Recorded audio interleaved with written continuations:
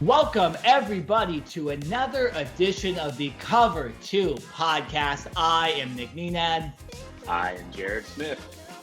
Oh, Jared, has it been crazy for us or what the last couple days? My goodness. Crazy. I don't know if I would use that term. Let's see. Disappointed, sad, pissed. There are a lot of other terms I would use other than crazy. But hey, it's the start of the NFL football season, and why wouldn't it be nuts? Why wouldn't there be so much for us to talk about on week one? I mean, yes, I would like to have it another way with maybe our teams winning, but hey, we got a lot of content to share today, so at least you viewers will be able to hear and visually see our frustrations, not just our posts on Twitter and Instagram. You're going to see our live reactions that are still spilling over from the weekend. Yeah, Jared, I mean, we're in full football season now, so it's going to be crazy whirlwinds every single week now. What we're talking about too, guys, is so Jared attended Bills and Rams, and we'll get into that in a second. The opening night game, Thursday night football, big time at SoFi Stadium, the championship celebration, all that. And then I attended Cardinals and Chiefs in Arizona, had the tailgate experience of my life, and then obviously watched that game as well. We'll get into that in a second. But yeah, I mean, if you guys know, we're Cardinals and Cowboys fans, so you kind of know what we're going to get into in a second as far as the disappointment on that end. But overall, Jared and I had a lot of fun. We're going to try to provide a lot more of that for the rest of the season, whether it be college football or the NFL or even the MLB playoffs, those live event experiences to kind of show you guys about our teams that we follow or just about what we're doing in our lives. So a little bit more house cleaning to start the show. We have a ton of videos from those events, right? We have specific videos of us being happy and disappointed. I just created a college football video of all the upsets, which we will be talking about later, where it was 6 major upsets that I combined into a highlight video. So if you didn't get to see the upsets, you wondered what happened in those games, I kind of gave you the brief ending of most of those games and what ended up happening and the celebrations, all that stuff. We also have 2 things going on during this podcast that we will not talk about, but we will comment on later on this week, whether it be today, Tuesday, the day we're recording, or Wednesday, or even Thursday. That is going to be, first of all, while we're recording, Mike Trout is going to come to bat to try to attempt his 8th consecutive day with a home run, which would be an MLB record. So if that does happen, you will see the clip and you will hear our live reaction. I have it in the background here. So probably will be me, realistically, because I know Jared does not have a TV in front of him, but you will see my live reaction if Mike Trout does make history today.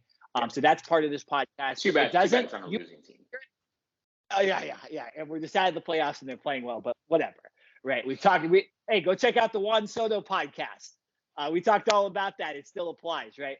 But so if that does happen, we are going to have the live reaction. So that will be part of the podcast. And then later on, I'm going to make a video this week about Robert Sarver, the owner of the Phoenix Suns, who was suspended a year, fined millions of dollars, racist, sexist, sexual assault, harassment, all this stuff. That will be bleeped out, by the way, Jared Smith. Don't worry about that. Yeah, sorry. He did it. It wasn't me, right? And we're going to get in trouble for it. Yeah, he just general bad guy. Owner suspended for a year. We don't see this a lot. So that is happening. That just came down a couple hours before this podcast as well. But we will not talk about it on this podcast. Jared, let's get to it, okay? Your experience at Bills Rams.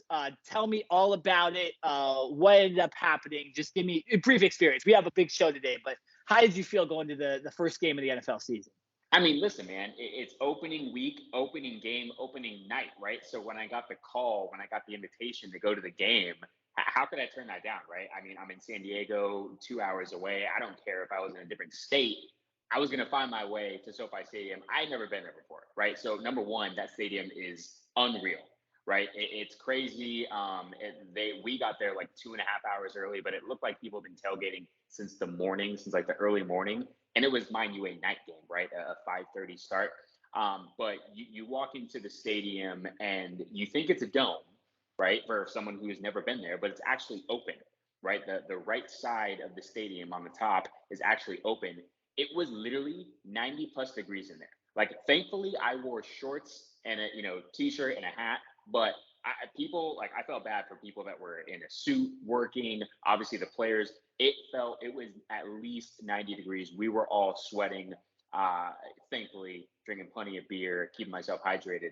But that was one of the biggest takeaways was how hot it was in that stadium. And it's like, $5 billion stadium, and like can't get any type of AC or anything going in there. At least it didn't feel like it. I don't know, $5 billion. You'd think you'd be able to have some type of better circulation going on in there. So that was take number one. Take number two was the amount of Buffalo Bills fans that attended this game. Right, I saw a percentage from it was either like Ticketmaster or StubHub, and they said like at least 41% of the tickets sold came from the New York Buffalo area.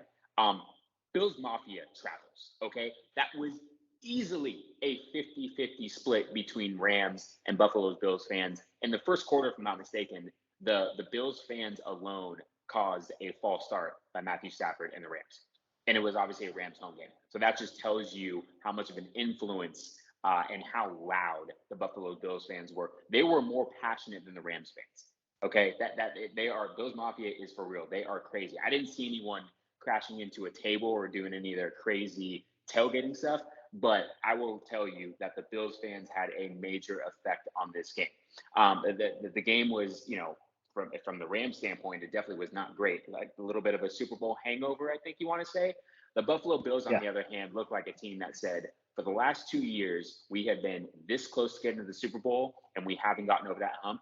Josh Allen and this Buffalo Bills team basically said, we're not doing that anymore. Like, this is our year. I am the best quarterback in the NFL, and I'm going to show you why. And between him, Stephon Diggs, and that defense, the Buffalo Bills, there's a reason why I believe they are the best team in the NFL. Like, they clearly showed it. That game was never in question, never in doubt from the opening kick.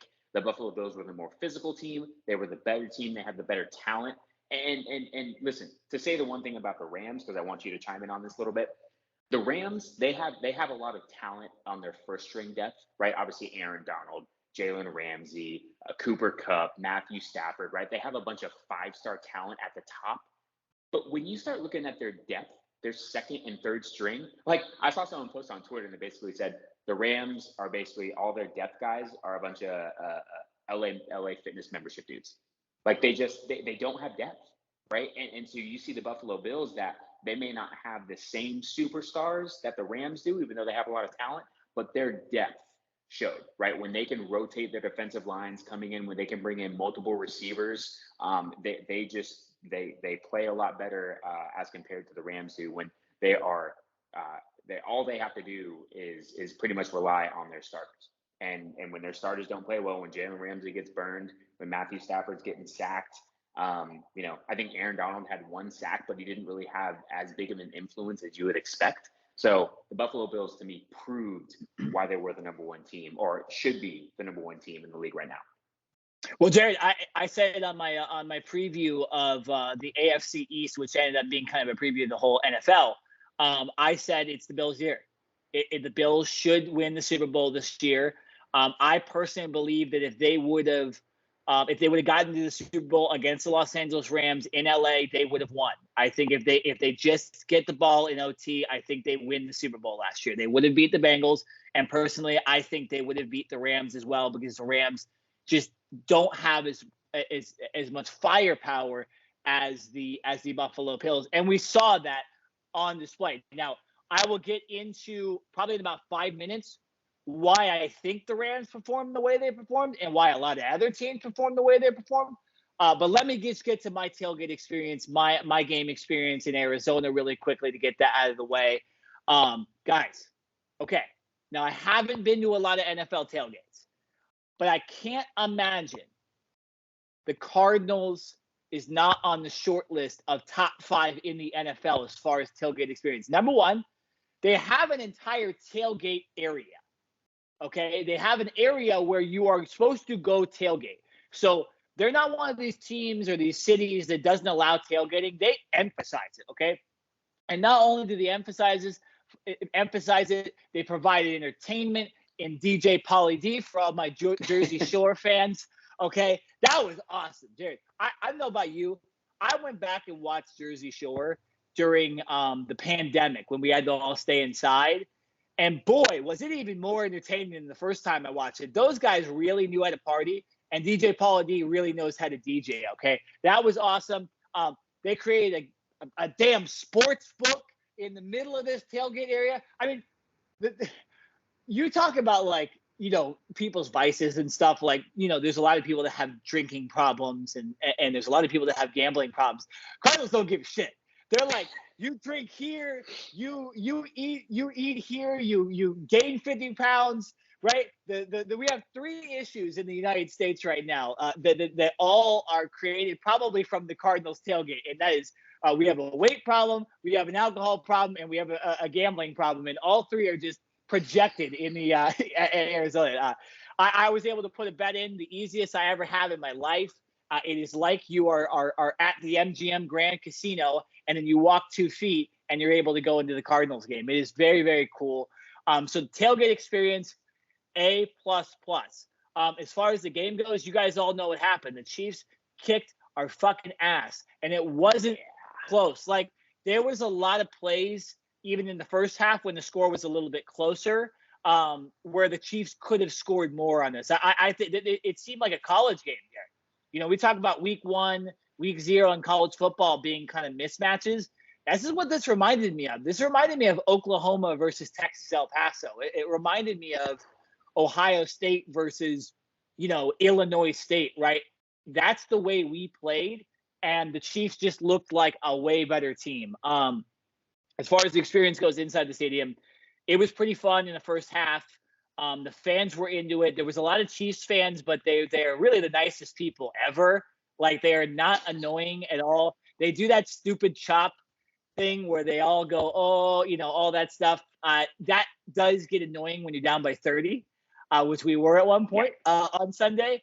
But in general, the fans are really into it, and they really make you feel better about your team because they started cheering for the Cardinals to score near the end, but it was fun. The guys that I was sitting next to, they had a good time, and they were high-fiving us, and we were high-fiving them when they were scoring the 40th touchdown of the game or whatever. At that point, it was just like, you know, so game experience, F, tailgate experience, A+. So let's give the game a C, right? It was a good experience, but it was disappointing.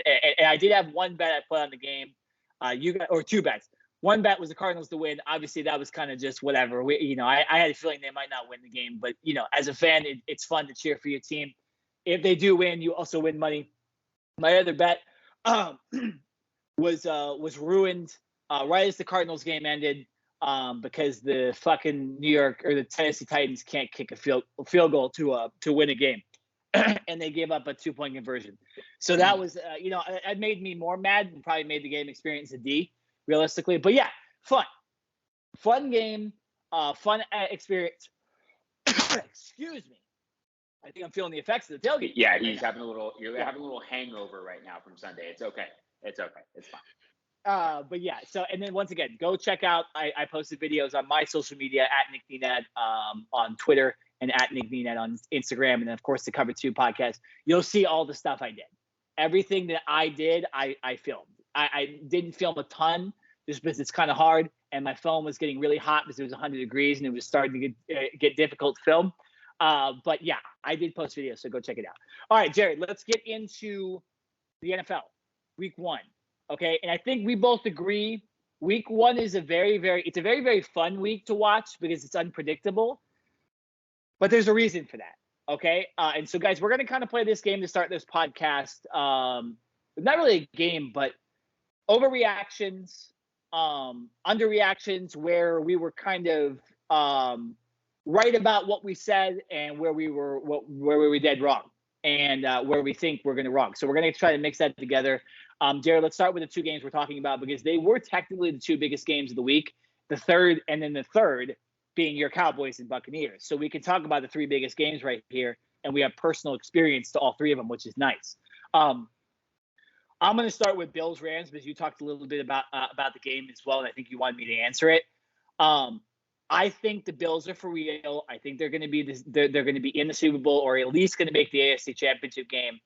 And with the Rams, there is a little bit of an overreaction maybe on their performance.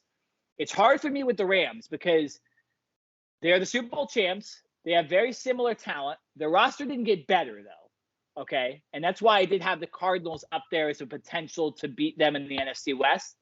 Looking a little shaky now, but nonetheless, the whole NFC West looks shaky after week 1. With the Rams, they will likely be in the playoff hunt. Okay. The NFC is the easier conference. And so let's not overreact and think the Rams are going to be this not very good team because the Buffalo Bills, the number 1 team, beat them. What concerns me with the Rams, Jared, is you said they're depth. They're depth. If they do lose stars, they are screwed. And Matt Stafford. Okay. Jared, I don't know if you noticed this. Obviously, there's a lot going on when you're at a game. For me, on TV, it looked like Matthew Stafford's elbow. There's something still wrong with it. Or his throwing shoulder, whatever the injury is. And guys, I have personal experience physically seeing Matt Stafford try to hide this injury. Okay, I told you I've interacted with him over the year a couple times, and he's hurt. Okay, whether he wants to say it or not, he's hurt. And I don't care if I'm breaking news here. Like, he's hurt, and if you watch that game, whenever they threw long, he was really trying to throw the ball far, and it wasn't very accurate most of the time. Okay, and besides that, they didn't run a lot of plays for him to throw long. And I remember last year in the biggest games of the year, Matt Stafford to Cooper Kupp, Matt Stafford to Odell Beckham Jr., Matt Stafford to whoever, Van Jefferson, whoever it was, they were going long. Okay, it wasn't these bullshit small passes that they were doing on Thursday. So not going to overreact to the team in general, but Matt Stafford, watch out because there's clearly something wrong. And, we heard Aaron Rodgers talk about Vicodin, Percocet, all that stuff. Maybe Matt Stafford needs to get hooked up on some of that stuff because I don't know if he's even going to be able to last an entire season with this team and really repeat as Super Bowl champions. Jared, your thoughts, you were there. Bills and Rams, very interesting game there because you have the Super Bowl champs versus who a lot of people think are maybe the Super Bowl champs this year. Your just quick thoughts again on what I'm saying about the Rams. Yeah, no, I think that's a good point. And listen, I will say this not just about the Rams, but about as the NFL and each team as a whole, right? The new trend as far as the preseason goes is starters don't really play, right? Maybe if you're young, if you're a rookie or something like that, you might get some play. We saw the Las Vegas Raiders start Josh Jacobs in the Hall of Fame game, which is pretty interesting, right? Many people were like, are they trying to showcase him to trade him or something like that? He ends up staying. He's on the field for week 1 against the Chargers. But in reality, every year there's turnover, right? There is never the same 53 from year to year. I don't care which team you are. The Rams, the Super Bowl champs from last year, it's a different team than this year. They don't have Odell Beckham Jr., right? So it's a whole different team, offense, defense, special teams. And I think at some point, there's a lack of continuity, right? There's a lack of just kind of, I know exactly where this guy's going to be. I know exactly how he runs his routes. From a defensive scheme standpoint, you can get comfortable and you can play faster. When you're not necessarily comfortable with knowing what you're doing, you play slower, right? And it makes you look bad. And I think that's what we saw from the Rams. Some other teams, like the Bills, they were able to pick things up a little bit quicker. But I think overall, we saw a lot of close games, right? We saw some overtime games. And I think we see some of these teams come out with slower starts because they just don't build that continuity. You'll see a false start. You'll see these random calls, random penalties because of the lack of actual game experience. It's one thing to practice, even when you have a joint practice with another team for a day or two before the game. There is absolutely nothing that can replicate real-time game reps. And I think we saw that in week 1, right? You saw a lot of coaches saying, we have a lot to clean up, whether you won or whether you lost, right? Oh, well, we need to do this better. We need to clean this up better. There's a lot of things. So I'm not saying that players should play in the preseason because I think obviously safety and health are your number 1 and number 2 concerns, but still it showed for the Rams, right? Even though they, like I said, coming off of that Super Bowl win, it showed, whether you want to call it a hangover or not, that they were all not on the same page. Matthew Stafford was trying to get the ball to Cooper Kupp a million times. The Buffalo Bills exactly knew what was going to happen, right? It was like Cooper Kupp and not that much else. So I think the Rams just need a couple weeks. And I trust Sean McVay, right? Sean McVay is one of the best coaches in the NFL coming off of the Super Bowl. I think the Rams will get it right. Just don't know exactly when. Yeah, no, I agree with you, and you make a very good point about the preseason, people not playing. I'll name 3 teams here that I know absolutely did not play guys in the preseason. Okay, actually, 3 teams. And tell me how these teams performed, by the way. The Los Angeles Rams, the Denver Broncos, and the Arizona Cardinals. 0 for 3. Fucking play in the preseason, guys. Come on. Enough of this stuff. Okay. Much more to talk about with the Cardinals, but the preseason's a big deal. And I do think that like getting those reps, it does help teams. And I think when you watch the games that were pretty good and entertaining, it was kind of guys, it was teams that had the better strategy in the preseason. So I guess preseason does matter, right? Preseason does matter a little bit. Jared, give me another team we shouldn't react upon. Right now here on the Cover 2 podcast. Cincinnati Bengals. Now listen, I was watching this game a little bit. I actually was working most of Sunday on my computer, so going back and forth between eyes on the computer screen, eyes on the TV trying to watch, but I was definitely not glued to the TV like I would on a normal Sunday. What I did see, though, was Joe Burrow throw 4 interceptions, and I think they had 1 fumble. I think the Steelers caused 5 turnovers. Let's not forget, Joe Burrow just had surgery, right, to begin training camp. So he pretty much missed, I think, the first 3 weeks of training camp. I don't know if he's fully healthy or not. I don't really know if that had anything to do with it, but the Cincinnati Bengals looked like crap. It was like Christmas, and they were just Santa Claus trying to give gifts to their rivals in the Pittsburgh Steelers. But I will say the fact that they were still in that game and that game went into overtime and they had multiple chances to win that game, despite turning the ball over 5 times, I don't know if I have ever seen a team with that many turnovers and be able to win and have a chance to win a game like that. So, one can argue that it was the Bengals' mistakes. One can argue that the Steelers didn't necessarily capitalize off of those mistakes and score touchdowns.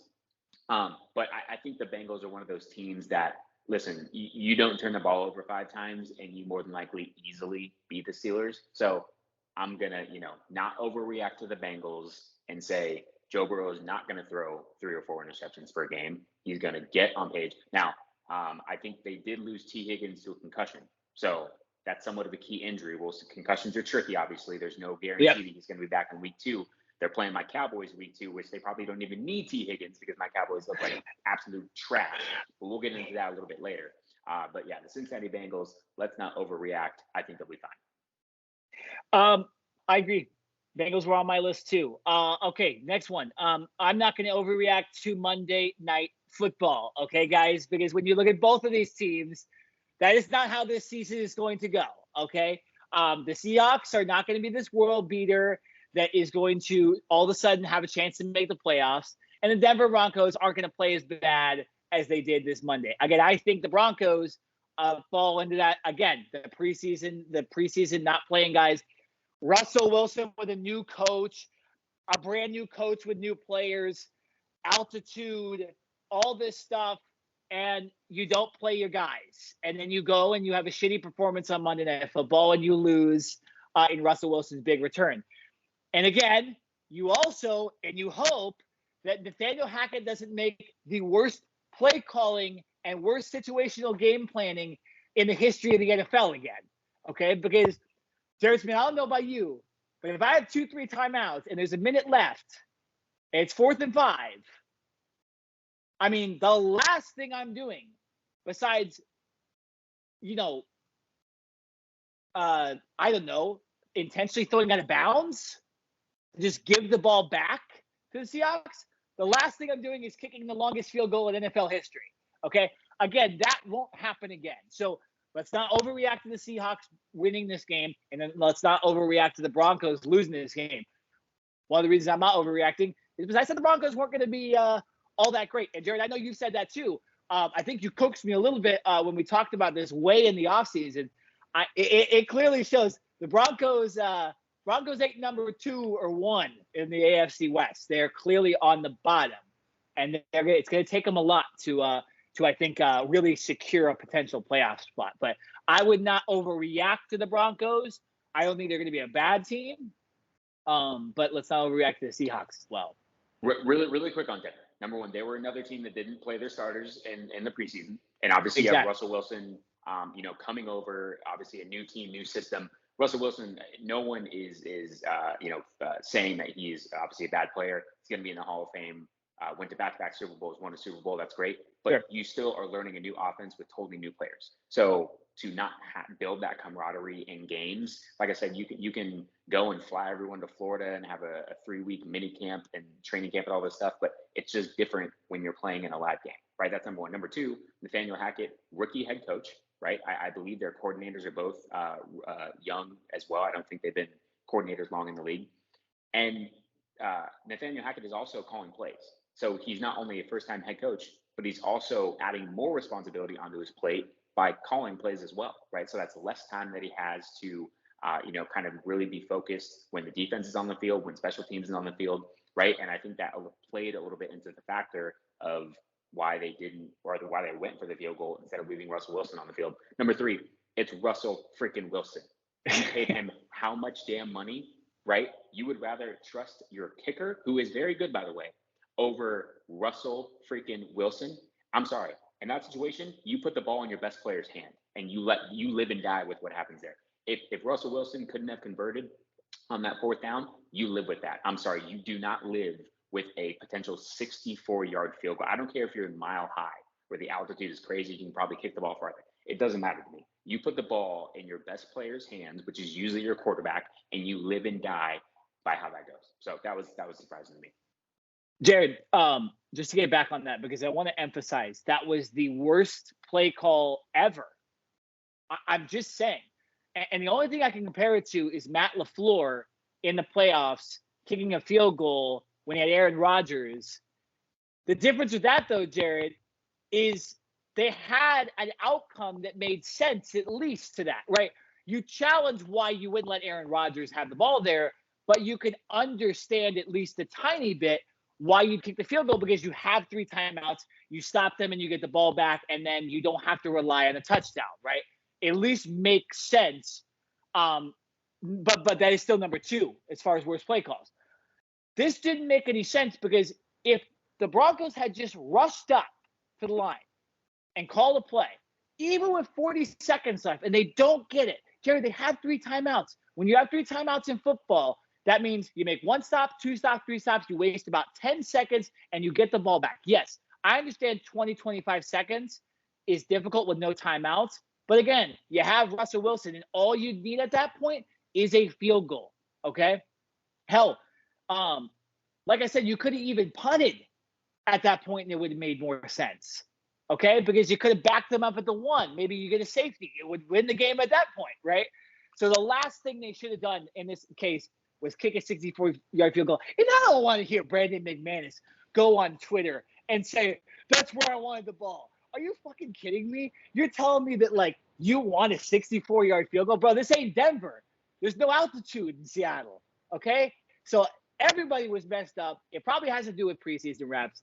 But I'm telling you, that was the worst call in NFL history from a coach, and it was the worst call from Russell Wilson, not just being like, fuck no, bro, we ain't kicking this field goal. Like, the guy's too nice. I'm telling you. It's probably the reason he let Pete Carroll call that pass play in the Super Bowl, bro. Russell Wilson is the nicest quarterback maybe ever, and it's going to cost him multiple Super Bowl wins potentially. I'm telling you, this guy is too nice, and I can't wait to play them this year because they seem to not be as good as I thought they were. So, it's going to be. I can't wait to hear Alex Silva's reaction. Oh, my God. Been on the show a couple times. He's been quiet. Yeah, he's been quiet. I know he's been quiet, Jay. No, we were texting last night. We were texting back and forth. He was heated. Trust me, he was not quiet. But we're gonna get his reaction, whether it's having him on the show soon or on Twitter. So be on the lookout for that. Alex Silva's gonna have something to say about that. I'm just letting you know, worst call in NFL history. He's gonna have something to say about that. Jared, if they lose this week again, who are they playing this week? Let's see. Who are they playing this week? So crazy watching week 1. I have no idea what's going on in week 2. I just know the Cardinals are playing the Raiders. Let's see. Denver Broncos. What do they have? Texans. That better be a win. If they lose this week, though, Alex is coming on the podcast next week. Okay? Coming on the podcast next week. Imagine all 3 of our teams being 0-2, too, which is possible going into week 3. But Alex Simmel will join the show if the Broncos lose. Okay?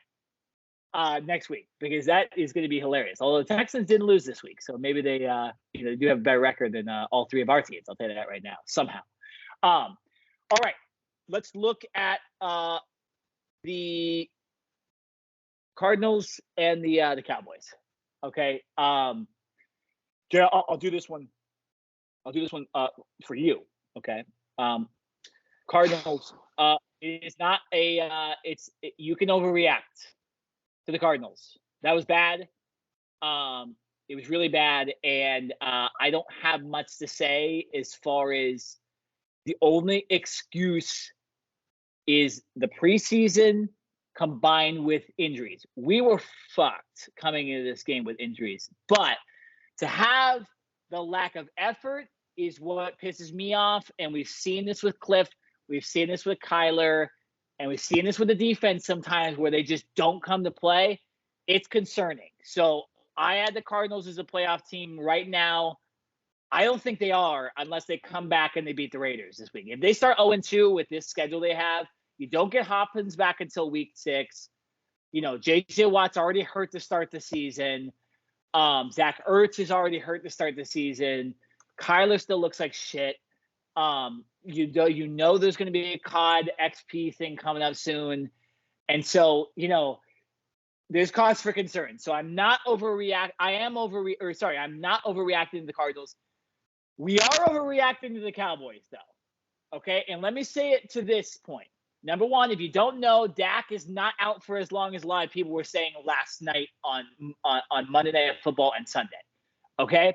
They didn't even put him on the IR, so there's a chance he returns in the month. Okay?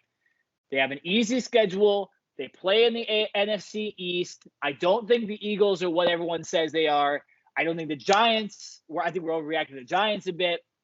And the Commanders are the Commanders, right? They're an average team. So I think we are overreacting at the Cowboys. All the memes, albeit hilarious, saying they were eliminated from the playoffs last night. Let's not overreact. Cooper Rush is a good backup quarterback. He beat the Minnesota Vikings last year. I think they'll be okay coming into when Dak comes back, and they will still have a chance to make the playoffs and win the NFC East. Jared, your comments on both the Cardinals and the Cowboys before we get to the Chiefs and Buccaneers. Yeah.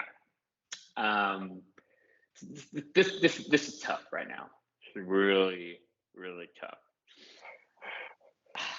Listen, going into the season, I'm the biggest Cowboys fan there is, right? I live and breathe and die Dallas Cowboys. They're my favorite team, favorite sports team. Doesn't matter the sport. I love them. I couldn't even wear their gear today. I couldn't wear my Cowboys shirt. Couldn't wear my Cowboys hat. I'm so. Yeah. Here's the thing, right? I'm going to boil this down really quick. This is on Jerry Jones. Yeah, say it.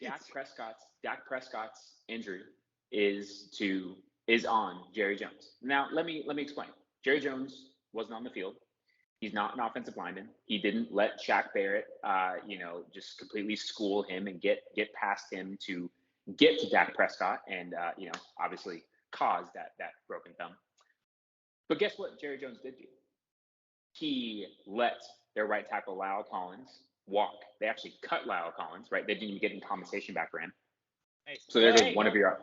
Hey, he'll be on the field with those guys next week. He will in a different uniform for the Cincinnati Bengals. So you cut a very good offensive lineman, albeit he was being paid $10 million. So you can argue whether he was worth that or not, but still they had continuity on that line, and you just let him walk out the door. You trade Amari Cooper for a bag of freaking peanuts. I think it was like a 5th round pick or something like that. Amari Cooper, yes, you can argue that his $20 million salary, he was not living up to it. But guess what? The relationship that he had with Dak Prescott, I don't know the exact numbers, and I don't even want to pull it up right now. When Amari Cooper was on the field, Dak Prescott was simply a better quarterback. stats-wise, right? He trusted Amari Cooper. Amari Cooper, to this day, is one of the best pure route runners in the NFL. He scares defenses. There is absolutely no one on this Cowboys offense right now that a defense should be scared of. CeeDee Lamb can be a number one receiver. Ezekiel Elliott is a bruiser. Dak Prescott is a good quarterback. But I don't think there's anyone in this Cowboys offense right now that a defense should go into a game and say, like, we are scared of this guy. Like, we have to game plan for him, right? So, and then as far as acquisitions and bringing in players in the offseason, what did Dallas do? They bring in James Washington. Like, no offense, man, but James Washington, you're like maybe a number 3 or number 4 receiver. You are not an influential part of the game that's going to have game-changing plays and score 10, 12 touchdowns a year.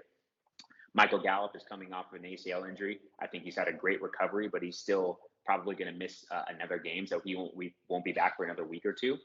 And then, of course, you have the Tyron Smith injury at left tackle, where he's going to be out for at least 3 months, right? So the injuries, those injuries are not on Jerry Jones. But what is on Jerry Jones is the lack of wanting to get better, right? He came out, and I think it was right before the season, he said that he would have a blank check, right? He would spend any amount of money to win a Super Bowl.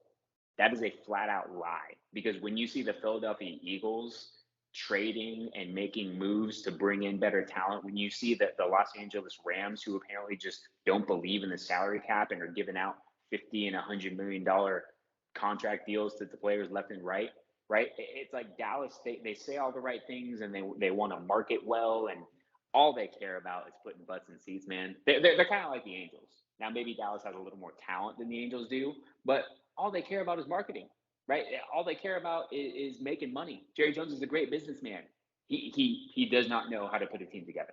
So this team, talent-wise or the lack thereof, that may be true, but this team, the way they are constructed, is completely on Jerry Jones. So however this season goes, I'm blaming Jerry Jones. I'm not really blaming the players, right? Dak Prescott's getting paid a lot of money, but guess what? At a certain point, you need players around him that are going to make plays. All he can do is throw the ball. He needs other guys that are going to be able to make plays as well. And right now, Jerry Jones in the front office did not do that. They have not surrounded Dak Prescott with enough talent to be competitive, right? They've gotten worse from last year, when my honest opinion last year was that they had a chance to really make a push for the Super Bowl. And this year they have completely regressed. So I'm upset. I'm sad. Listen, I hope Dak comes back sooner than later, but here's another thing as well. Dak Prescott has a rod pin in his thumb right now. And Jerry Jones thinks that he's going to come back in 4 weeks, right? Russell Wilson had a similar injury last year, and he was out for 4 or 5 weeks. Russell Wilson even admitted that he came back too early. He rushed himself back too early, right? And it caused him to not be effective when he came back. Hasn't, yeah. A little bit. Darren Orlovsky, ESPN, NFL sports announcer, whatever you want to call him, he had an injury during his career, and he was talking yesterday and basically saying, you're not coming back in a month. And even if you do, there is absolutely no way that you're going to be 100%, right? So to me, as valuable as Dak is to this franchise, I know you want him back on the field, but at what cost? You want to bring Dak back when he's at 70% and he can barely grip the ball? Or do you want to wait and bring him back probably after their bye week, when they would go to Green Bay, give them a couple extra weeks? But at that point, you're probably out of the playoff line, right? You may win 2 or 3 games, but you're probably going to be like, I don't know, 3-6, something like that, and you're probably going to be out of it. So, but again, that is on Jerry Jones for not bringing the depth around this team. So I don't blame the players at this point, even though obviously they're the ones on the field. This is on Jerry Jones in the front office. Yeah, Jared, I do think Jerry Jones is one of the well, I'll say this. First of all, one of the most overrated sports figures in ever. I mean, this dude hasn't done anything since I've been alive with his teams. Since I've been alive, Jared. Nothing. Okay, I'm aging myself there, but since I've been alive, the Cowboys have done nothing. Okay? But we all think Jerry Jones is like this amazing guy. Like, no, him and his son are dipshits when it comes to the roster. Like, they had the year they beat the Rams in the playoffs. That was the year they should have gone to the Super Bowl and won. Amazing roster, amazing offensive line, all that stuff, good defense, right? And last year, Jerry, I disagree. I did not think they were a Super Bowl team, and I expected them to lose that game against 49ers. So I disagree with you on there that last year was their year, but this team has had chances. It's 1 year out of the last 30, realistically. And, it has to do with the guy in charge, right? The same motherfucker's been in charge for all those years and hasn't done anything. So, yeah, I do blame Jerry Jones. But Jerry, like I said, I'm a little bit more optimistic because, again, I think Dak does return at worst at that bye week. You still play New York and Washington and Detroit and Chicago, and you do have a matchup against Philadelphia there. Those are, it's potentially wins there. If you end up being kind of 500, like you said, 3-5, 3-6, or whatever, it's not the worst thing if Dak comes back and everybody starts to get healthy, right? So I am not overreacting to the Cowboys. I don't think their season is over.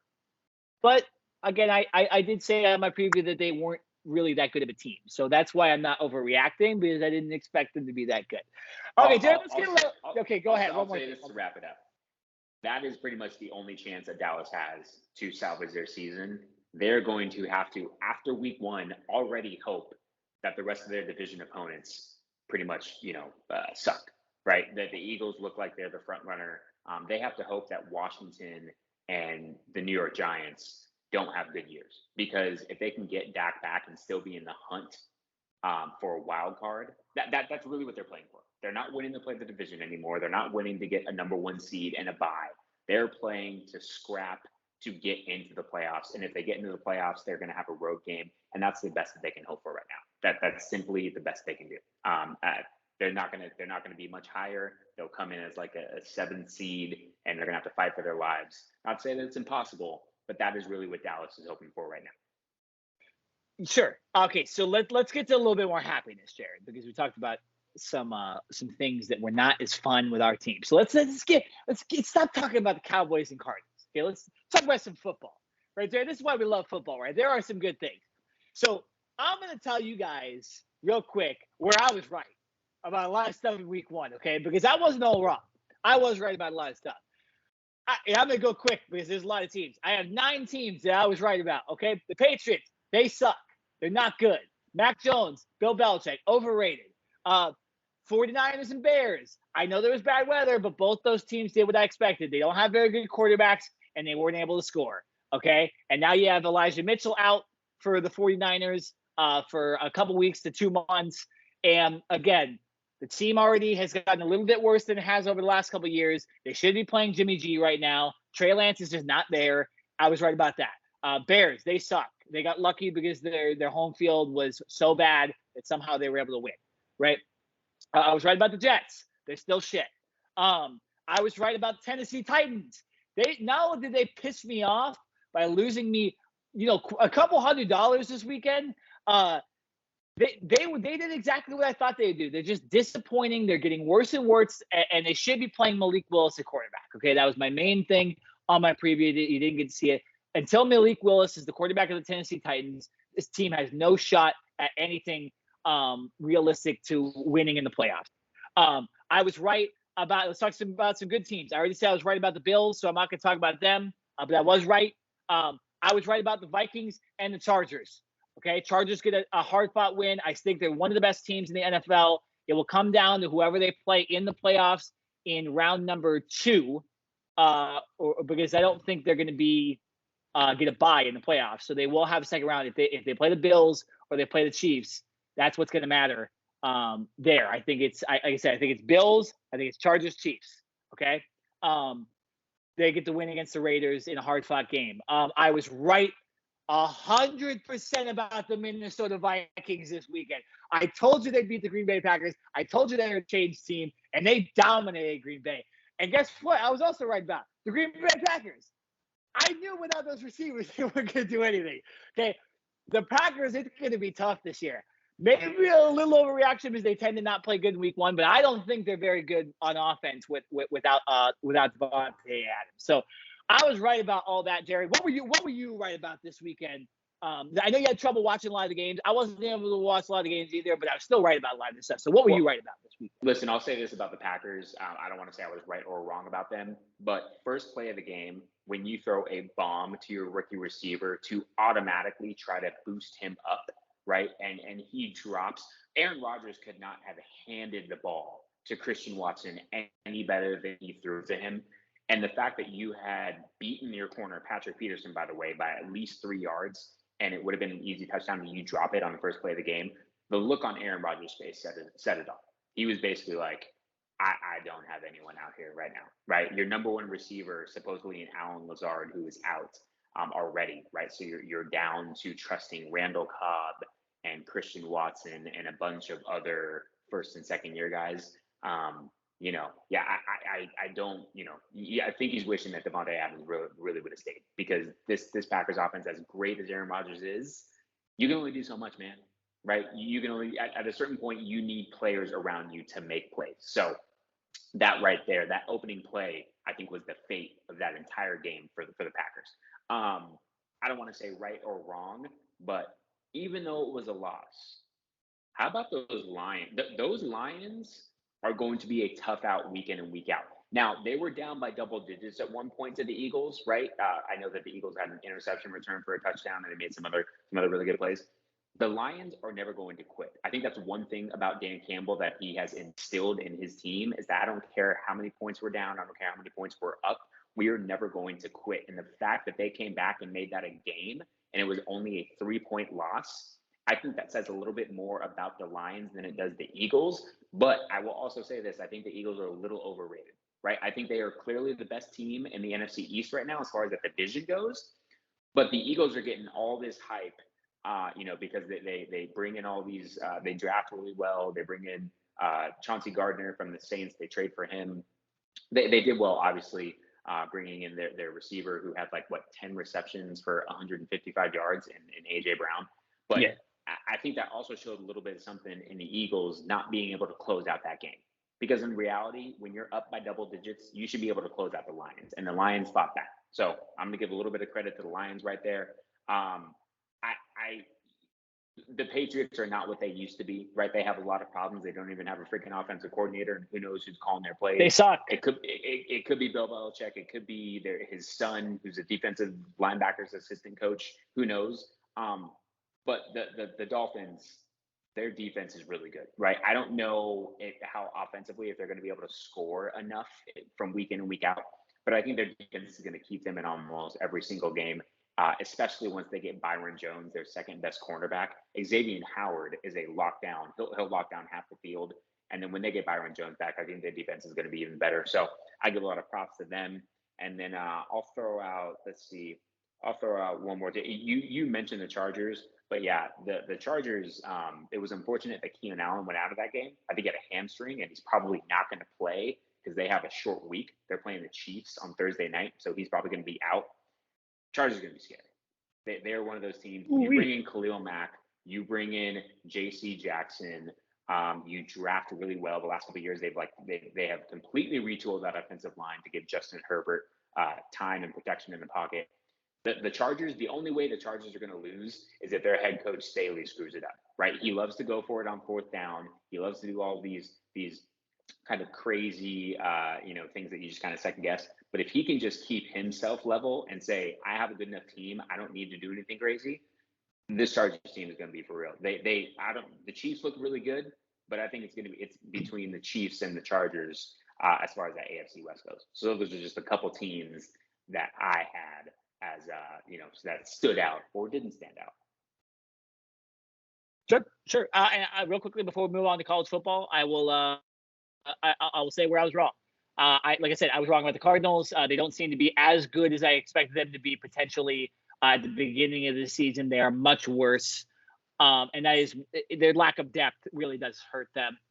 I was wrong about the Colts. I thought they would be the easy best team in the AFC South, and they tied the Houston Texans. I was wrong about the Carolina Panthers. Very, very wrong. They lose to the who I hate as an organization. Mayfield is not that good. And I was wrong about the Pittsburgh Steelers. I said that the issue was going to cost them. The fact that you're vying for one spot, I was wrong. I think they can win with Mitchell Trubisky and this defense. Clearly, they intercepted Joe Burrow. They're going to be a tough team. I should have respected Mike Tomlin a little bit more. And I was wrong about Tampa Bay Buccaneers. Okay, I thought that they would potentially kind of not look that great this weekend. I just, I think they're going to be there. They're going to be right there potentially with their defense. Come Super Bowl time, come NFC Championship time, they'll be right there. So I was wrong about those teams. I don't need to extend really much on it that much, but I was wrong about those teams. So I do believe that the 9 teams I mentioned that I was right about, I think they will do what they're going to do this season. And the teams I was wrong about, I think they'll do what I said they weren't going to do. And so that's what it is. I'll throw one more team in there. You just mentioned them, but I can't remember now, so we might just have to move on. Who were you just talking about, Jared Smith? Chargers. So I can remember Chargers. who. Chargers. No, it wasn't the Chargers, but it doesn't matter. Oh, Chiefs. I was wrong about Chiefs. I thought they might be a little disappointing. That's why I went to the game. They were not. Patrick Mahomes is the best quarterback of all time. So I was wrong about Chiefs. Mahomes said it. Yeah. He said it. He said, listen, I'm sorry, fantasy managers, right? Each week is going to be someone different, right? He was slinging the ball around. It's not just all bombs to Tyreek Hill and Travis Kelce anymore. It's whoever's open. And as a defense now, you can't just key in on any one player, even though Travis Kelce did well. Still, but they're a team that every week is going to be someone different. One week it's going to be Mecole Hardman. One week it's going to be Juju Smith-Schuster. One week it's going to be Marquez Valdez-Scantling. You never know, right? So that Chiefs, I think that makes them even more scary and more dangerous. If their defense can just be average, Chiefs are going to be – it's going to be Chiefs and Bills in the AFC Championship game. No, exactly. I totally agree. Again, I was wrong about the Chiefs as well. Speaking of the Chiefs, big games this weekend before we move to college football. Thursday Night Football, Chargers and Chiefs. This literally could determine the AFC West winner. Okay? I'm just saying, if the Chiefs beat the Chargers, I was really wrong about the Chiefs. So that's a big game. That's Thursday night. That's when this podcast is most likely released. It will be less than 36 hours till that game. Another big game, Monday Night Football, Vikings and Eagles. Okay, again, I said the Eagles were a little bit overrated. They scored 38 points. I'm not going to sit here and say I am overreacting to them. They did impress. And the Vikings, I do think, are one of the better teams in the NFC with their offensive coach, with their weapons. So that's a big game. It's at 5:30 on Monday. We also have, I think the Bengals Cowboys game is intriguing because if the Bengals do somehow lose to the Cowboys, we maybe do have to look at the Bengals as maybe they just had a great finish to the season. And one more game, 2 more games for you. Buccaneers and Saints. Saints, you got to win this game. Must win for the New Orleans Saints. That's a big game. That's a 10 o'clock game. And personally, Jared, I think the Cardinals-Raiders game is going to be pretty entertaining this weekend. Both teams disappointed in week 1. And I do think that the Cardinals tend to not play well at home. They do tend to play better on the road. And I feel like the Raiders don't play as well at home as they do on the road as well. So interesting matchup there. I'll give you one more. Sure, go ahead. I'll give you one more. Ravens and Dolphins. I think that's going to be a sneaky good game. Oh, I didn't see that one. Oh, that's a good game. That's going to be sneaky good. Yeah. Okay. That's the only other one I had. I agree with you with all the others, but I think we got to add Ravens, Dolphins, 10 a.m. early start. That's going to be a good game. I forgot. I did not see that when I was going through the list. That's a big game. The rest of the games, it's pretty much good team versus bad team. So, also, will the AFC South get their first win this weekend? Will they get their first win? Right? We saw the Seahawks. Let's go over it really quick. Jaguars, Colts. That could be another tie. You got another tie. That could be another tie. Where else we got? Texans, Broncos. Probably a loss for the Texans, more than likely. And Bills, Titans. No way. So way. There's a chance that we could come out of week 2 with still no winners. Put $5 on another tie for what was that game that I said? Colts Jaguars. Put $5 on a tie.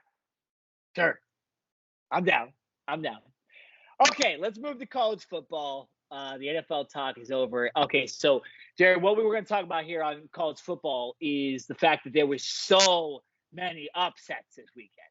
Okay, you had 6 upsets. Again, you can go on our social media right now and see the video cut up. There's a video on Twitter that's 2+ minutes long of the highlights of the 6 biggest upsets. And then there's a video on Instagram cut even shorter for 1 minute for those of you that are addicted to social media that can't handle videos over a minute long. There's one on Instagram as well. Okay. So the 6 big upsets we had, as far as ranked teams go, you had Kentucky beating Florida. Obviously, Florida coming off that big win against Utah, who is ranked number 7. They go in and they lose to Kentucky, who's not a football school. They are a basketball school. Kentucky does look impressive, but it's just disappointing that we see Florida lose after they beat Utah. We have Tennessee and Pittsburgh. Pittsburgh with the big win against their rival in West Virginia. They kind of blow it at the end. Tennessee gets a big win. The SEC is really looking interesting right now after that Tennessee win. You had two other ranked teams, BYU and Baylor. Now, this one, again, Baylor probably overranked. They still should have won the game. They missed field goals. BYU tried everything they could to not win that game. Don't know what to think about either of these teams, but it was an upset in the fantasy round on the field. BYU beats Baylor in overtime 26-20. Again, I think Baylor a little overrated there. We'll get to my point about the rankings in a second. And then you had 3 upsets that were unranked teams beating ranked teams.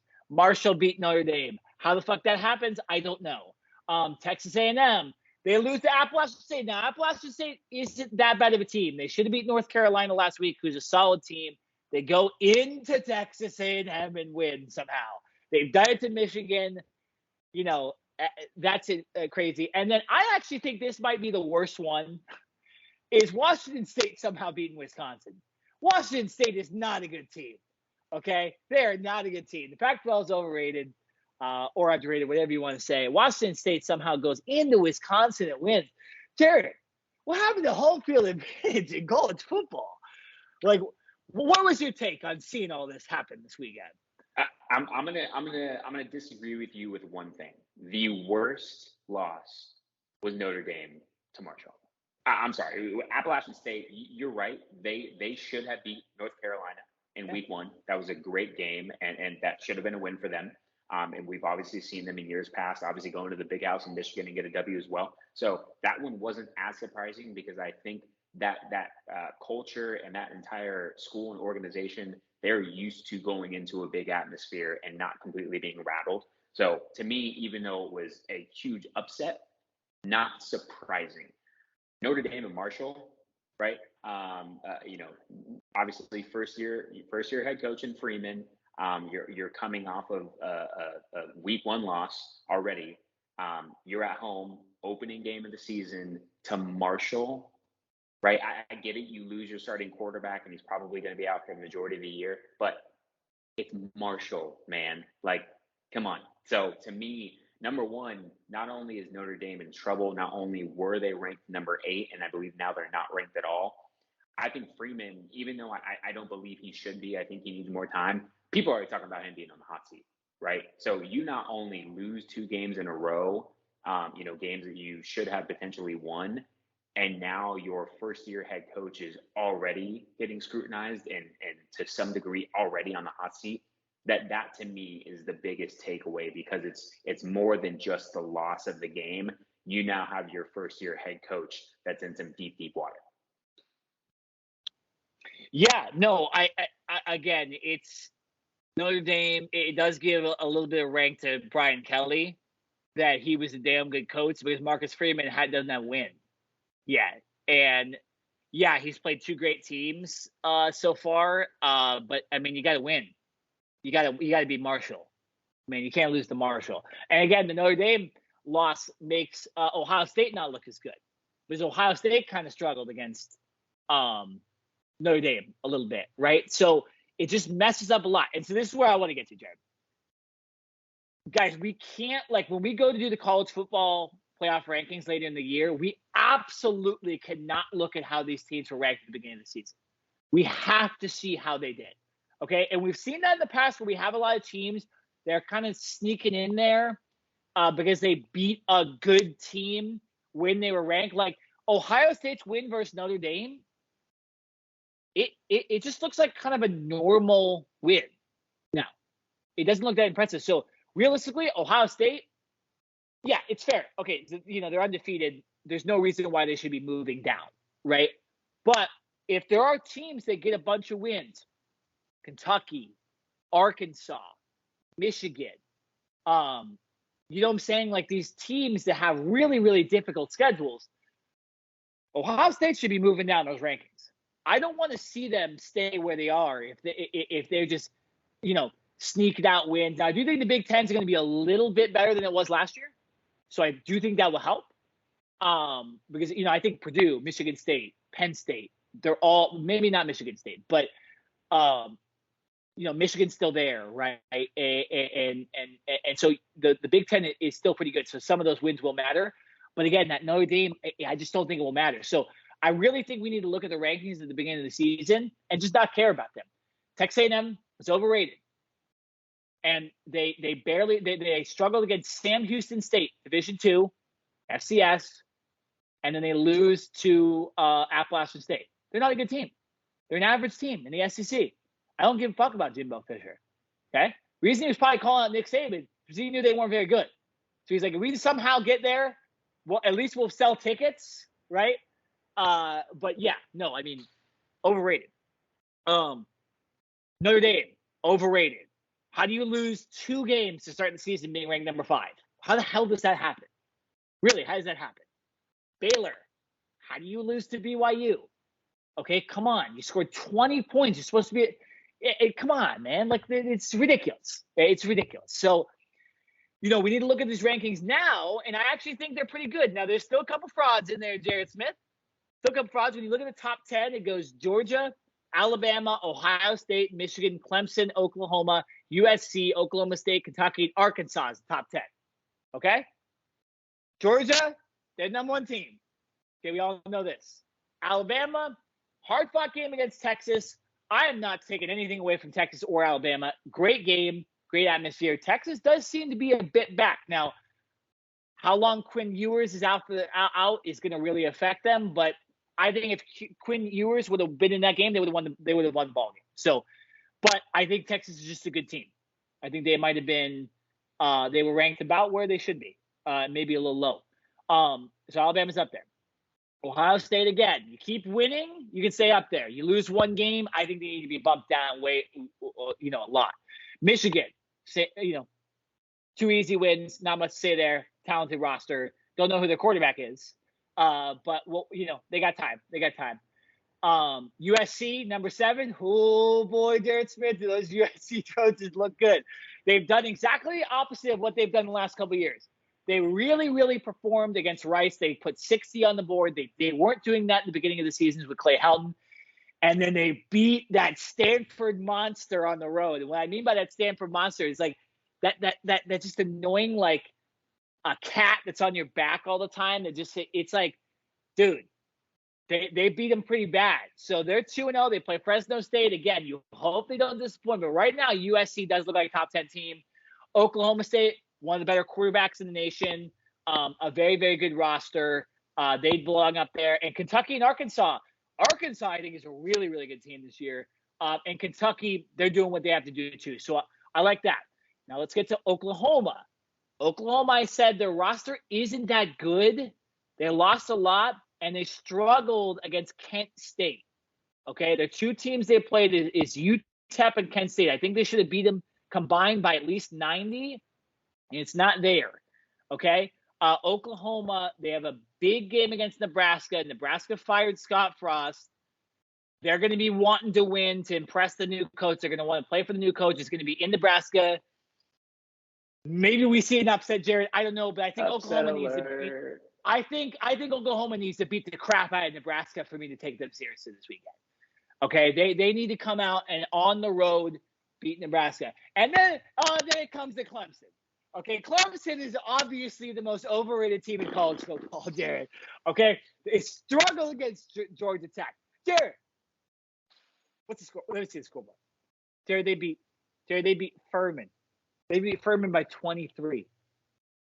23. 23 points. Jared, this team can't score. Okay, we can't do it with them. Okay, we can't do it with them. Clemson, overranked. We're just waiting for them to lose. They play Louisiana Tech this weekend, another home game. I mean, they'll lose.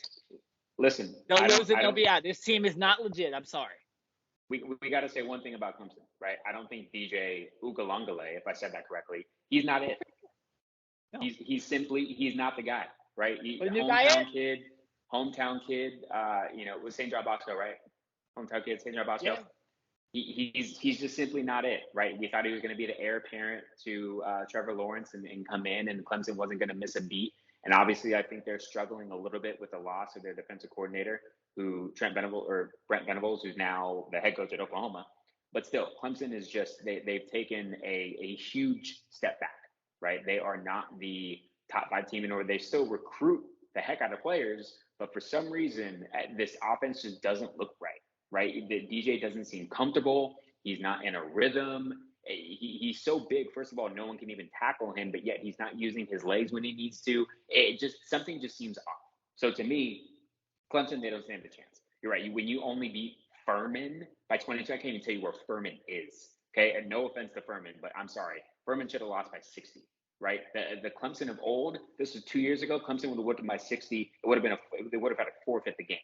There's absolutely no way. And here's the other thing too. Wow, why am I blanking on his name? Clemson head coach just got an extension, right? Dabo Sweeney, 10 years. Dabo Sweeney just got an extension, and this is the what you're putting out on the field. This is the film that you're putting out after you get a 10-year extension for over $100 million. I think it was like $115 million. Clemson, you have a lot to prove right now. You have to start blowing out teams, or else to me, Clemson can still win games, but I don't think they're going to rise in the standings anymore. You have to start blowing out teams and insert your dominance. And to me, I just don't see it this year. Let's get to one thing really quick that you mentioned. I have not ever, since I have been following college football, ever put much stock into the preseason rankings. Right, the preseason rankings to me, I could care less. Like other than pretty much Alabama, and for the last couple of years Georgia, and for the last couple of years Clemson, like they have been where they have been positioned in the right spots.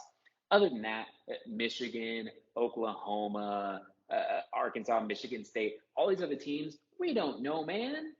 We don't know where they're going to be. Right now, there's some upsets obviously every year. There's some surprises, but these preseason rankings don't mean a damn thing until we get on the field. It's the same thing. There is turnover every single year. The transfer portal is crazier than it's ever been. You got players, quarterbacks going left and right, transferring from this school one year to this school the next year. These preseason rankings mean absolutely nothing to me. Now that we have 2 games under our belt, yeah, we got some game out there, some game tape. We can actually see what these schools are doing. So to me, there are a couple legitimate teams that we should be focusing on, and everyone else, no offense, I don't give a shit about you, right? Georgia, you deserve to be number 1. You have proven after that ass whooping that you gave to Oregon right there that they should have been number 1. I think there's a reason why after week 1, they were still ranked number 2. But the fact that you come back in week 2 and have another dominant performance, they are the clear number 1 team in the country. Alabama, I think deservingly should be at number 2 because they haven't really done anything to lose their status. You're right about Ohio State. Ohio State may have some of the best talent and one of the best quarterbacks in the nation, but they haven't really put it together, right? I didn't think it shouldn't have been that close against Notre Dame. And then last week you're playing against a crap team. So Ohio State deserves to be right there. Let's get to Michigan for a second. Don't we know who Michigan is? Right? Like, come on, man. It's hard. But last year, though, Jared, last year changed. Yeah, but last year changed it a little bit. And what happened? And what happened after they beat Ohio State? What'd they do? They didn't win championship. They didn't win championship. What'd they do? They didn't do jack. They didn't do shit. It's what Michigan does. It's what Harbaugh does. He gets to the big game, or he gets close to the big game, and they choke. That's all they do. When you don't have a true number 1 starting quarterback, when you're going from game to game, starting a different quarterback, you're telling me that, okay, I'm going to pull up their schedule right now. When you play Colorado State, you can get away with mixing quarterbacks in. When you play Hawaii, you can get away with mixing quarterbacks in. When you play UConn, you can get away with mixing quarterbacks in. Even Maryland to a degree, right? They have their first 4 games, by the way, are at home. Like, when does Michigan, do they have any road games on the schedule? I think they have like 3 or 4 road games all year. And they have these like back-to-back home games. So how about Michigan go on the road and play a legitimate road team and get a legitimate road win? And maybe I'll give you guys some credit. Their 2 toughest matchups of the year, or I'm sorry, they're other than Ohio State, which is on the road, right? But they have Penn State at home and Michigan State at home. And then they finish the year at Ohio State. But to me, Michigan, unless they go into Ohio State at the end of the year and completely blow them out, I'm not ever going to think anything different from Michigan, because they can get to the college football playoff potentially, but they ain't going to do anything. They go up against Georgia, they're going to get smacked. They go up against Alabama, they're going to get smacked. Ohio State, to me, is the only team where I would say, okay, Michigan maybe has a chance. Other than that, I don't put much stock into Michigan, because once they get to the big game, all they do is choke. Simple as that. Sure. So you kind of round that. Like, what do you think your top 5 is? Because I'll give my top 5 in a second. What's your top 5 right now in college football? Top 5. I'm going Georgia number 1, Alabama number 2, Ohio State number 3. Michigan, they can stay there right now. It's fine, whatever. But they're not going to be there at the end of the year, in my opinion. They can stay because they haven't done anything yet to get bumped down. And number 5, I'm putting USC. I think right now what USC has shown on tape, at least offensively, they are explosive, right? Caleb Williams and that offense, they put up points. They put fear in your defense. When that receiver, Addison, that dude can ball. Their defense, I think, has like 5 tipped interceptions already in 2 weeks. Like, their defense is stingy. To me, I think USC right now, they could be ahead of Oklahoma and Clemson for that number 5 spot. I think they could easily challenge those 2 teams to be in the top 5. Very interesting. Very interesting. Now, real quick, I'm gonna say my top 5. Mike Trout is batting right now on the TV in front of me, so I will react if he does hit the home run. If not, you will not hear anything else. I'll keep talking college football. Okay, so my top 5. I also agree. Georgia number 1, Alabama number 2, Ohio State number 3, and Michigan number 4. There's no reason to move those teams down because they haven't lost, and other teams haven't done enough to jump in front of them. The only one I'm going to disagree with is USC at number 5, and that's just because the teams they have played, Rice is not a good team, and Stanford is well below what they used to be. I think Stanford is really not a good team this year. I think they'll struggle to even get to 500 realistically this year. Mike Trout popped up, so nothing going on there. And so I'm going to put another team ahead of them. And that team is going to be Arkansas. I think Arkansas is the number 5 team in the nation, okay? Obviously, guys, I said Clemson, Oklahoma, they're overrated, right? I don't think their rosters are well enough. And I think Arkansas, they already have a good win against Cincinnati, who's a good team. Cincinnati is a good team. They're not going to be the top Final Four team this year, but they are a very good team, and they'll end the season in the rankings, and they belong there. And talk about difficult schedule. My goodness, their schedule is brutal. They already played Cincinnati. They already played South Carolina, who's a solid team. Coming up, they have a D2 team playing this week, but they're one of those teams where I think they deserve that.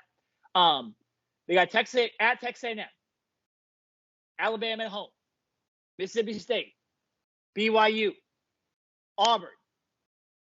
At Auburn, Liberty ain't a bad team either. Malik Willis, LSU, Ole Miss, and at Missouri. So the end of the season is a little bit easier. But man, this stretch, this team is good. But we will find out realistically against that Alabama team how real this team is. I do think they go in and they beat Texas A&M. They'll be 4-0 because they'll beat Missouri State as well. Going in, they have Alabama coming into Arkansas. I'm telling you, that might be a like game to see who's in the Final Four. Okay, so I have Arkansas as my number 5. USC at number 6, and Kentucky at number 7. After that, it's a little probably Oklahoma State, but Oklahoma State's schedule is really easy, so I'm not really super hyped on them either. But they do have a better quarterback than Oklahoma and Clemson do. So yeah, I got my top 5. Only thing, but like USC right up there, 6, 7. They belong where they are. Listen. I think I have Arkansas. I think you can make a solid argument, and I wasn't really thinking about Arkansas, but you're right. I don't know if you changed my mind, but I would definitely have Arkansas at number 6. Right, potentially who they 5. beat. I think who they beat. Yeah, I think you could flip flop USC and Arkansas, and you could look at it based on strength of schedule already. Here's the thing about Arkansas, man. Like when you play them, like you better be wearing like double shoulder pads and like listen, KJ Jefferson. You gotta love it, Darren.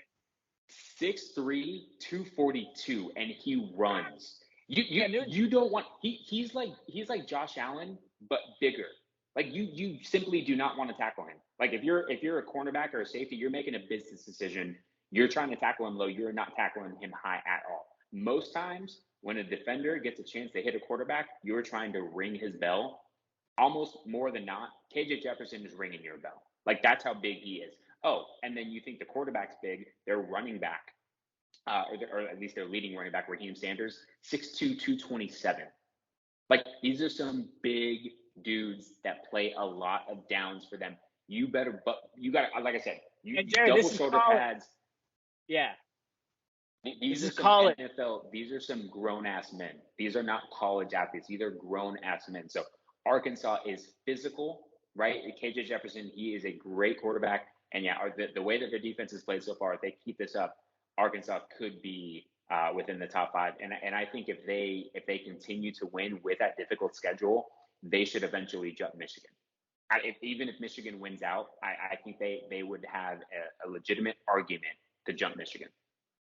Well, yeah, I mean, Arkansas, I think, has the most difficult schedule in the nation behind Florida and maybe Texas A&M. Like their schedule will get them to where it needs to be. And so, yeah, I think I'll put Kentucky at number 6 because they have a better win than USC. USC number 7, Oklahoma number 8. And then, like I said, they're like, really after that, I mean, unless Miami gets the big win this week, Tennessee maybe, like, those are kind of my 8 teams that really have a chance to make the Final Four here at this point.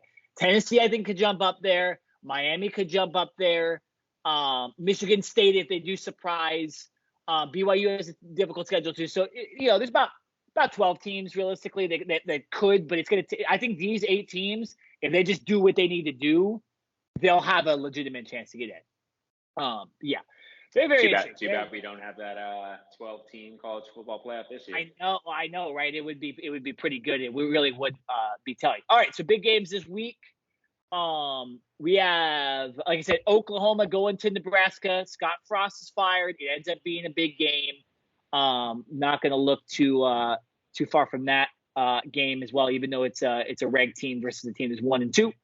And the only win against that Nebraska has is against a FCS team. You have BYU and Oregon on Fox at 12:30.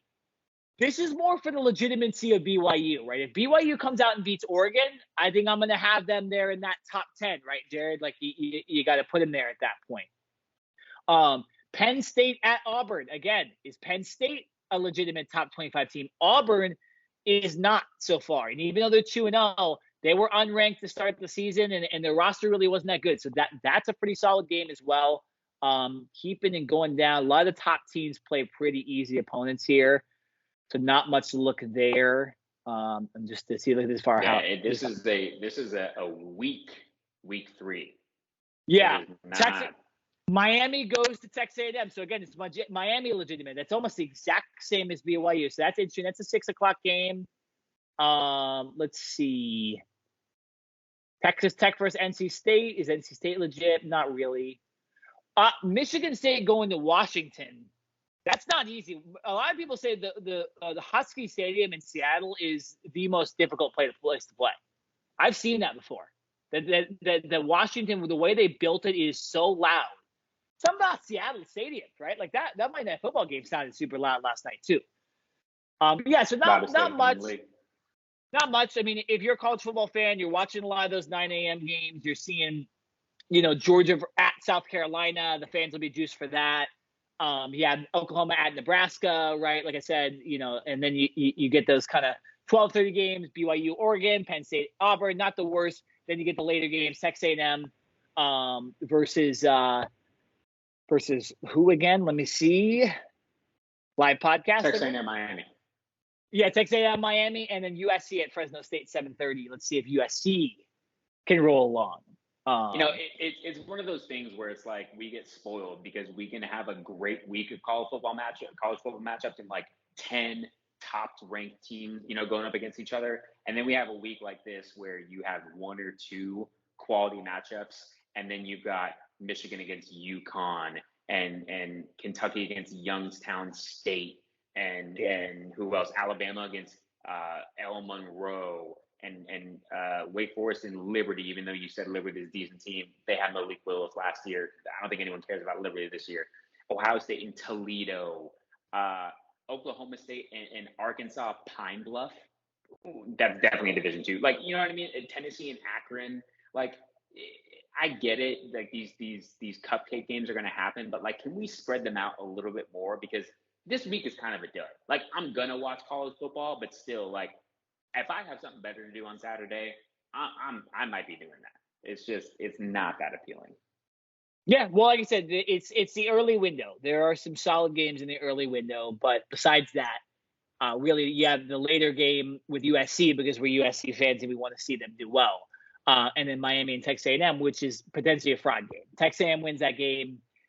I don't know what to think about either of the teams. So, it'll be interesting.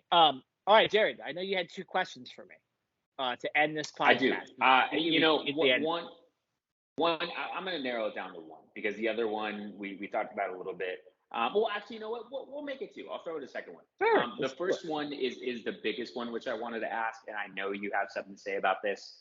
So Major League Baseball, I know that we're still, last month of the season and we're going into the playoffs, and it's probably going to be a great playoff run.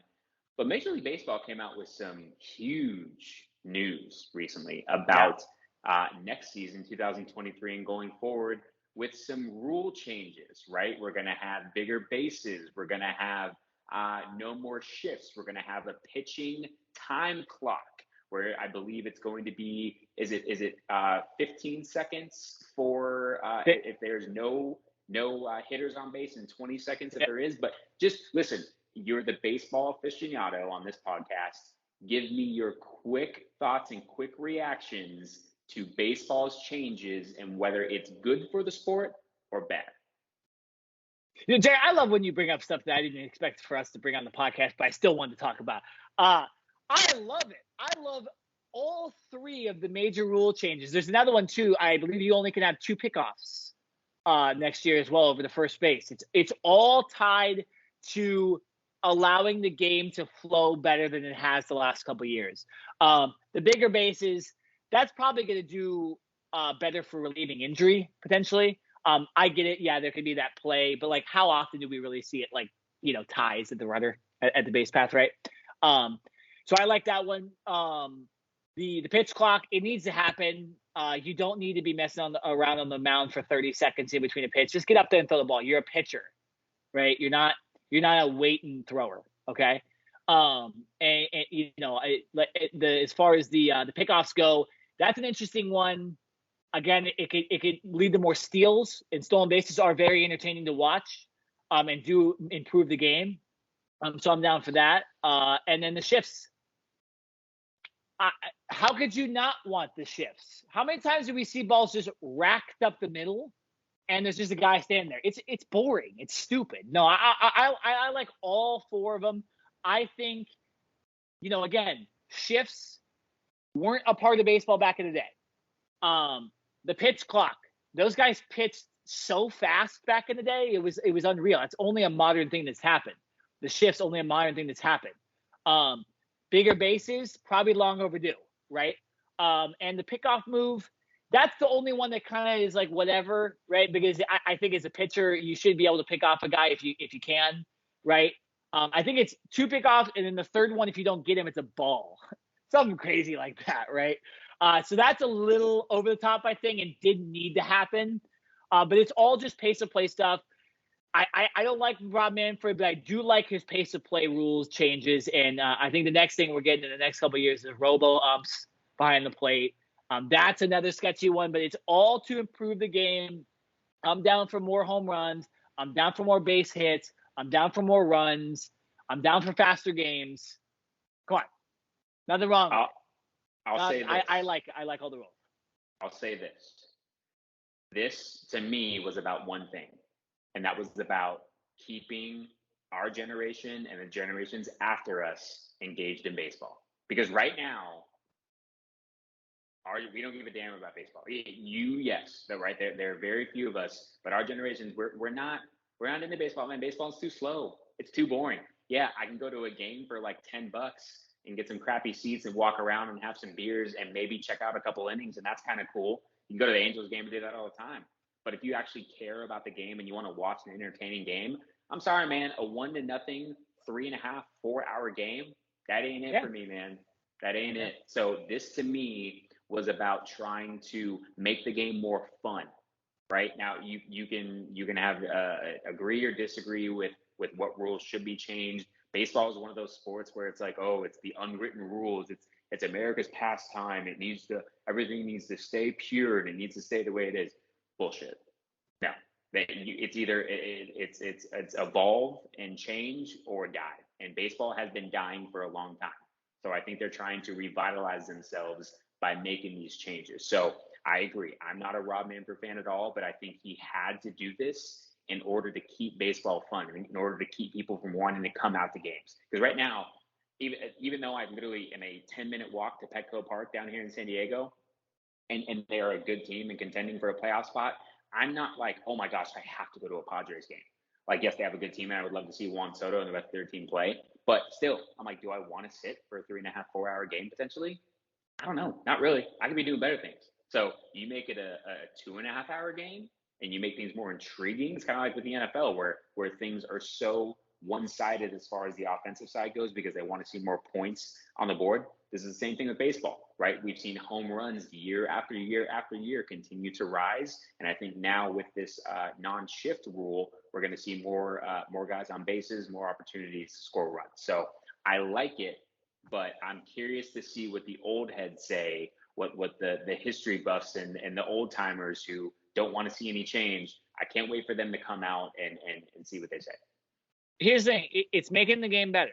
Okay. We had the steroid era and literally the only reason that the game was more entertaining is because guys cheated. And here's the other thing, like what you just said. Would you rather watch one home run and then two strikeouts and a ground out? Or would you rather have like multiple hits, doubles down the line, then a home run? Like that's more entertaining. It's more entertaining when there's a rally in baseball where multiple guys are getting on base. There's hits all over the place. It keeps people engaged. The way we're playing it right now, it's not fun. Home run or bust for like every batter. It's not as entertaining. I'm just saying. It's why I like watching the Dodgers. The Dodgers get on base, they steal bases. They score a lot of runs that aren't based off the home run. Yes, they do hit home runs, but it's not like their main game. So, it's entertaining. I'm excited. One more thing that I wish the MLB would have added, and I think this one is a little much, so maybe they'll get to this in a couple years. I think they need to do away with, or I think they need to make the designated hitter, a part of the National League. I'm sorry, man. I don't. Oh, they have, Jerry. They already have. They already have. This year. Yeah, we're going on. Yeah. My bad. That just shows you how much baseball I've actually watched this year. Very good point. Oh, yeah, one more question for me. One more question for me. Right, and this has to do, we're going to turn our attention to the Live Golf Tour, right? And this final tournament, the golfers are going to be competing for $50 million. We've seen a lot of back and forth between the PGA and Live Golf. We've seen more PGA players come over to the Live Golf side. So what do you think about this $50 million finale, and how is this going to have an effect, good or bad, on the viewership and then once again on the PGA? Well, again, the viewership's tough because they're essentially exclusively on YouTube. So they need to start marketing to the actual golf audience, which is, males that are like 40 and over. Okay. So we need to get that stuff on TV somehow. I don't know who would buy it. Throw it on TNT, throw it on something that that maybe a little bit more sketchy of a network to put it on. Barstool Sports, you pick it up or something. I don't know. I don't know what needs to happen. But yeah, I mean, how could you not like that much money being on the line for anything, right? If they said like, oh, the World Series, every player is going to get $20 million if they win. Do you know how hard players would play to make that $20 million? So it's good for golf. It is over the top, obviously. But the PGA gives $10 million to their winner of their championship every year. Live Golf is like, well, we give about five times that for every other tournament, so let's give it for the championship. So it makes sense. I'm excited. I'll probably take a look at it. The golf is golf, right? It's kind of hard to watch every day, but I kind of hope it's some unsung guy that has never won anything, and right, that's what you hope. You hope it's some guy that joined the Live Golf Tour and the PGA just doesn't even care about it all, and he goes in and wins himself and changes his life, right? Changes his life. Pretty crazy. Right, $50 million. I mean, listen, I get it. You got the PGA Tour guys, obviously Tiger Woods, and then the others that want to stay true to their game and loyal to the PGA. But when you're seeing this money that's getting thrown around, man, I don't know how you don't go over. I mean, I do, because there's a lot more behind the scenes, political and a bunch of other stuff that goes into it. But it's like, if you're the PGA, you got to keep stepping your game up.